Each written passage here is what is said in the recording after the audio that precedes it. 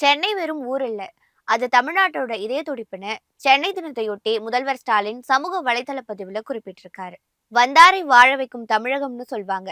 அந்த பெருமைக்கு சொந்தம் கொண்டாடுவதுல தலைநகர் சென்னைக்கும் முக்கிய பங்கு இருக்கு. சென்னைன்னு அழைக்கப்படும் மெட்ராஸ் மாநகரம் கடந்த 1639ஆம் ஆண்டு ஆகஸ்ட் 22ஆம் தேதி உருவாகியிருக்கு. இது சிங்கார சென்னையாக வளர்ந்து இன்று பிரம்மாண்டமான பரிணாமத்துல பல பகுதிகளை சார்ந்த மக்களின் வாழ்க்கைக்கு வழியமைச்சு எல்லோருடைய மனதிலும் ஒரு உணர்வுபூர்வமான இடத்தை பிடிச்சிருக்கு. சென்னை உருவான ஆகஸ்ட் 22ஆம் தேதி ஒவ்வொரு ஆண்டும் சென்னை தினமாக கொண்டாடப்பட்டு வருது.